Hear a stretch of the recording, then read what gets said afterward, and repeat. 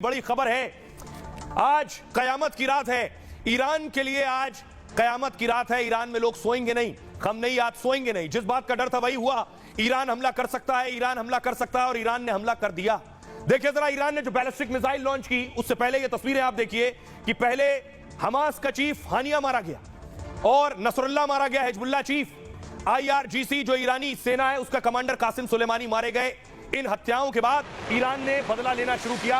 ये ballistic missile जो Iran ने दागी है, ये बैलिस्टिक मिसाइल आसमान में बौछार की तरह जाकर गिरी है। ये तस्वीरें जो आप देख रहे हैं बैलिस्टिक मिसाइल दागे जाने की।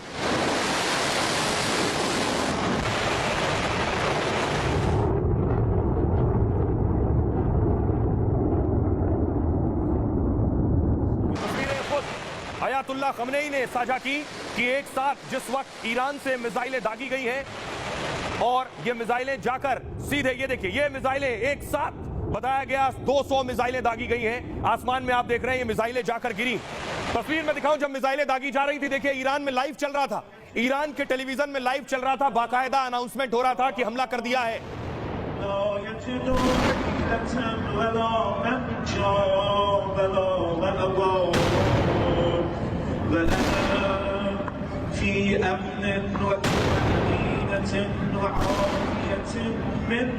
और उसके बाद देखिए मिसाइलें गिरना शुरू हुई। ये एक एक करके इजराइल में लगभग 2000 किलोमीटर का सफर तय करके इजराइल में गिरनी शुरू हुई है ये मिसाइलें।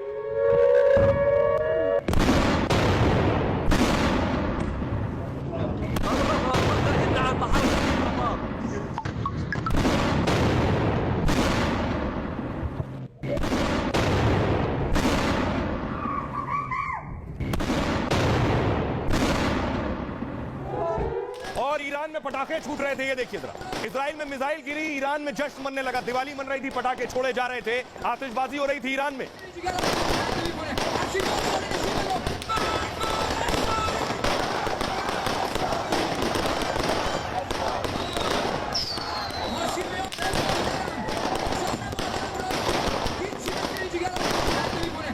तो तेहरान में हमले के बाद जश्न हो रहा था, लेकिन ये मिसाइलें गिरी जाकर। जब इजराइल में वो तस्वीरें देखी, अब ये मिसाइलें धमाका कर रही थी, इमारतों पर गिर रही थी, लोगों को नुकसान पहुंचा रही थी, अलग अलग जगहों पर एक साथ हमले शुरू हुए।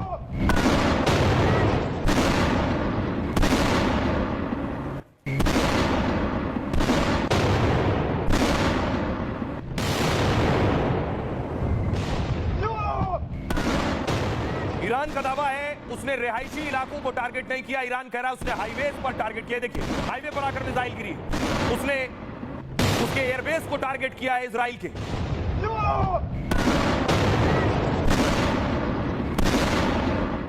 और हमले के बाद ईरानी संसद में देखिए जश्न मनने लगा। ईरानी सांसद आकर वेल में खड़े हो गए, आगे नारेबाजी करने लगे और जश्न मनाने लगे।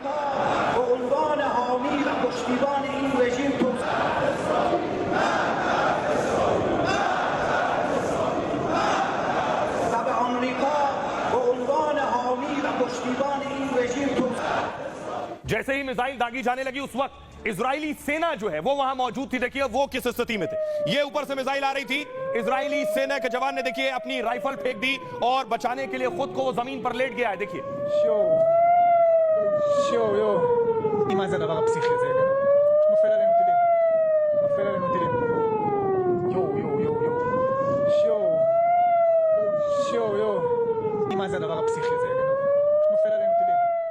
और इजराइल में मिसाइल गिरी। गाजा में जश्न मनना शुरू हो गया।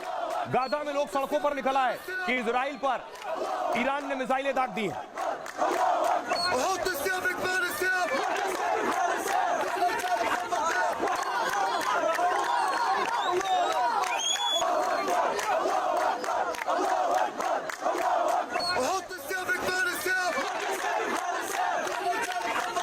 अब आपको बताऊं, इस हमले में कई जाने गई हैं, कई इजरायली मारे गए। ये तस्वीरें हैं उनकी। ये 3 महिलाएं जिन्हें आप देख रहे हैं, इस हमले में ये तीनों महिलाओं की जान गई है। एक महिला जिसे आप देख रहे हैं, उसका 8 और 9 महीने का बच्चा भी है, मां की जान गई है। और अगली तस्वीर में आपको दिखाऊं, इराक में लोग जश्न मनाने लगे। देखिए जरा, इराक में लोग जश्न मना रहे हैं। किस तरह जैसे ही पता चला कि इजराइल पर अटैक हुआ है, उसके बाद ये ईरानी जश्न की तस्वीरें, इराकी जश्न की तस्वीरें आप देख रहे हैं।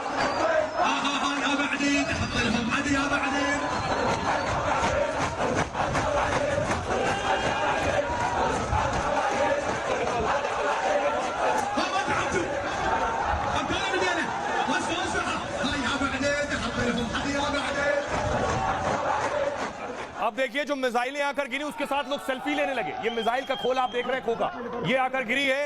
गाजा की तस्वीरें, वेस्ट बैंक की तस्वीरें मैं आपको दिखा रहा हूं। लोगों ने, लड़कों ने, देखिए मिसाइल के खोखे के साथ सेल्फियां लेने लगे।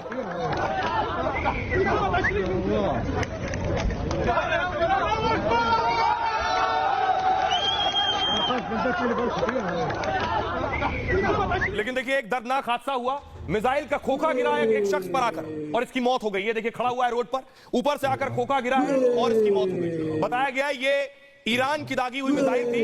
आयरन डोम ने इस मिसाइल पर को खत्म किया, लेकिन उसका खोखा नीचे आकर गिरा है।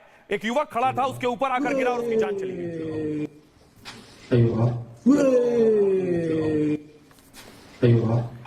दूसरी तरफ सोचिए वेस्ट बैंक में क्या हो रहा था।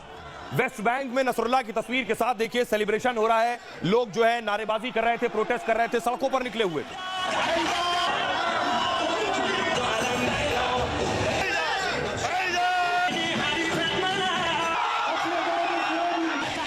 लेकिन अब ईरान क्या करने वाला है? ईरान ने बाकायदा पोस्टर जारी किया है। नेतन्याहू को मारने के लिए सबसे ऊपर तस्वीर देखिए नेतन्याहू की लगा रखी है। ईरान कह रहा है उसकी हिट लिस्ट में अगर कोई है तो वो नेतन्याहू है। दूसरे नंबर पर उनके रक्षा मंत्री हैं। ईरान नेतन्याहू को मारना चाहता है और इजराइल खमनेई को खत्म करके ही दम लेंगे।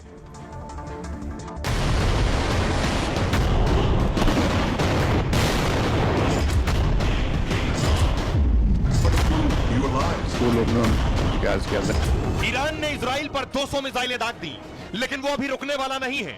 उसने नेतन्याहू को भी जान से मारने की धमकी दी है।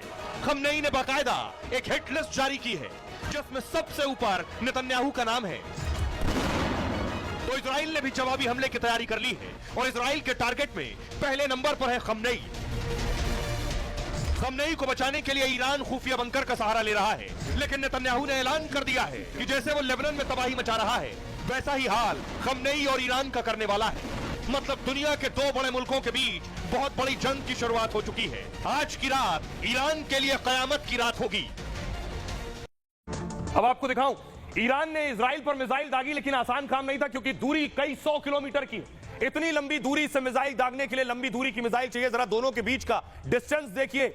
ये आप देख रहे हैं ईरान ने यहां से मिसाइल दागी है, इजराइल में डिस्टेंस है 2100 किलोमीटर, यानी 2100 किलोमीटर की का डिस्टेंस यात्रा और गुजर कर यहां से जाकर इजराइल पर मिसाइलें गिरी हैं। 200 मिसाइलें गिरी है, दागी है बैलिस्टिक मिसाइल ईरान ने। अब मैं आपको बताऊं कि कौन सी मिसाइल दागी है। मिसाइल का नाम है फतेह, बैलिस्टिक मिसाइल है। ये क्या है ये मैं आपको बताऊंगा, लेकिन ये है वो बैलिस्टिक मिसाइल। ऐसी 200 मिसाइल दागने का दावा कर रहा है ईरान की। ये मिसाइलें उसने दागी हैं इजराइल पर। अब आपको बताऊं, ये आप देख रहे हैं, ये जो नक्शा देख रहे हैं ये इजराइल का नक्शा है। पूरे नक्शे पर ये जो लाल लोकेशन आपको नजर आ रहा है, लोकेशन बग, ये बता रहा है कि यहां मिसाइलें गिरी हैं। ये 200 लोकेशन पर आकर मिसाइलें गिरी हैं, उसका ही ये मैप है। अब मैं आपको बताऊं, ये जो बैलिस्टिक मिसाइल दागी, जो 2100 किलोमीटर दूर से दागी गई है, आने के बाद क्या नुकसान किया है और ये बैलिस्टिक मिसाइल होती क्या है। ये जो आप देख रहे हैं खमनेई के दोनों तरफ, इसी को कहते हैं बैलिस्टिक मिसाइल। यही है बैलिस्टिक मिसाइल। ईरान ने 200 से ज्यादा बैलिस्टिक मिसाइल दाग दी है और इसके सामने एयर डिफेंस सिस्टम भी नाकाम हो गया। आयरन डोम उतना कामयाब नहीं हो पाया जितना गाजा, हमास के हमले और हिजबुल्लाह के हमले के खिलाफ हुआ है। दावा है कि ईरान की 90% मिसाइल टारगेट पर पहुंची है। इजराइल में एयरबेस और मोसाद के हेडक्वार्टर पर भी अटैक हुआ। यह पहला मौका है जब ईरान ने इतना बड़ा हमला किया है। इस बार ईरान ने सीधे बैलिस्टिक मिसाइल दाग दी है। ये ज्यादा नुकसान, लंबी दूरी के लिए बैलिस्टिक मिसाइल का इस्तेमाल होता है। इन मिसाइल की खासियत आपको बताऊं, बैलिस्टिक मिसाइल रॉकेट की तुलना में काफी ज्यादा घातक होती है। ये रॉकेट से ज्यादा ऊंची और लंबी दूरी तक उड़ान भर सकती है। बैलिस्टिक मिसाइल अधिकतम 3000 किलोमीटर तक वार कर सकती है। दावा यह भी है कि ईरान ने हमले को फतेह 2 मिसाइल से अंजाम दिया है। फतेह ईरान की एक हाइपरसोनिक बैलिस्टिक मिसाइल है। यह आवाज की गति से 15 गुना तेज रफ्तार से उड़ान भरती है। यानी जो आवाज, जो बात मैं आपको बोल रहा हूं, जितनी तेजी से आपको सुनाई दे रही, इससे भी 15 गुना ज्यादा तेज रफ्तार से यह उड़ान भरती है। 2100 किलोमीटर फतेह मिसाइल हमला अंजाम दे सकती है और फतेह मिसाइल को दुश्मन का रडार भी पकड़ नहीं पाता है। यही वजह है कि आयरन डोम इन्हें पकड़ नहीं पाया। इसी घातक मिसाइल से ईरान ने इजराइल पर हमला किया। ईरान की सेना के पास 3000 बैलिस्टिक मिसाइलें मौजूद हैं। यह जो आंकड़ा है 3000 का, 2.5 साल पहले का है। अभी और ज्यादा भी हो सकती है। और इस हमले के बाद मैं आपको बताऊं, ईरानी कमांडर जश्न मना रहे थे जिन्होंने हमले का ऑर्डर दिया था। ये ईरानी कमांडर को आप देख रहे हैं खड़े हुए हैं, जश्न में डूब गए ये ईरानी कमांडर, फोन पर बधाइयां दे रहे थे, फोन पर बधाइयां ले रहे थे।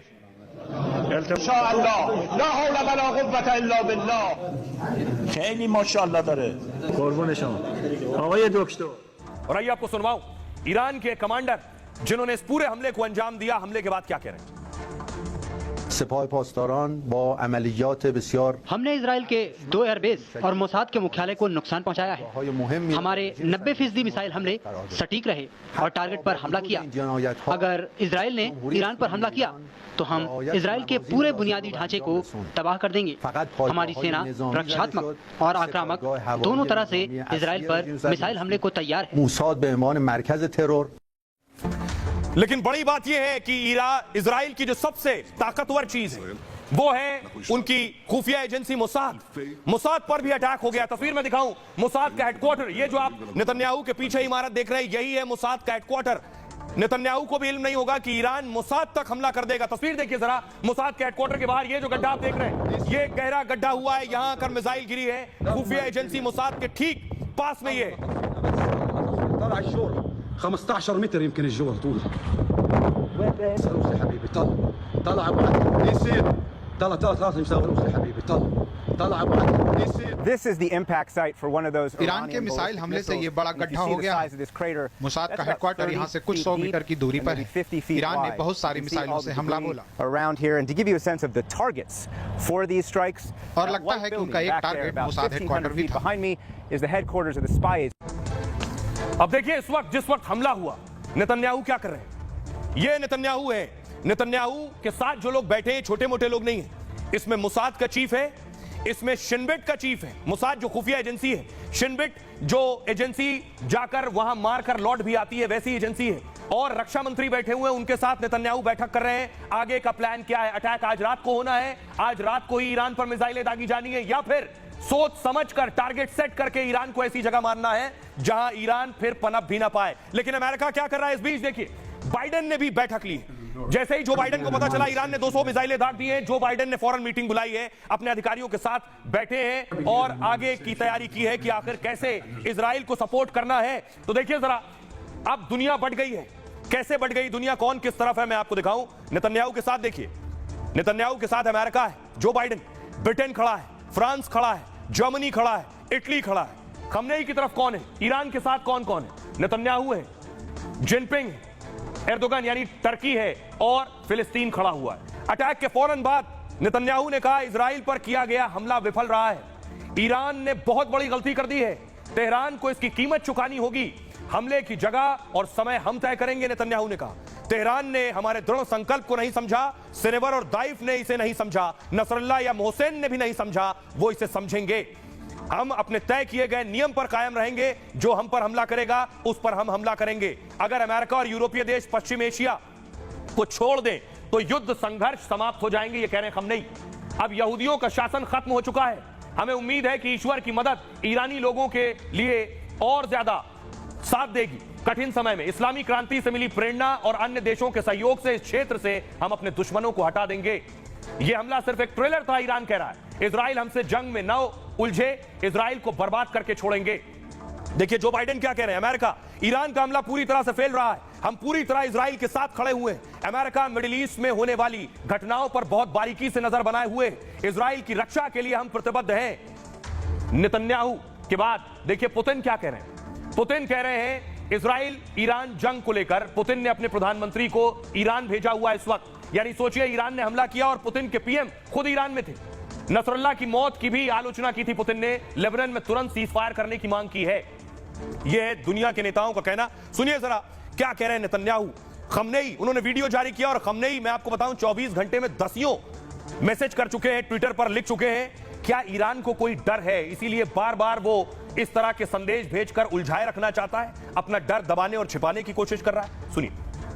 הערב איראן שוב תקפה את ישראל במאות טילים. अपने मजबूत डिफेंस के दम पर हमने ईरान के हमले को नाकाम कर दिए हैं, लेकिन ईरान ने हमला कर एक बहुत बड़ी गलती कर दी है और उसे इसकी कीमत चुकानी होगी। जो हम पर हमला करेगा, हम भी उस पर हमला करेंगे। האחריות שגיליתם אתם אזרחי ישראל. مسائل غزه و لبنان همونطور که عرض کردم अगर अमेरिका और कुछ यूरोपीय देश पश्चिमी एशिया से हट जाएं, तो इस इलाके में संघर्ष और थम जाएगा। हमें उम्मीद है कि ईश्वर की मदद और ईरानी लोगों के कठिन प्रयास से हम इस इलाके में अपने दुश्मनों को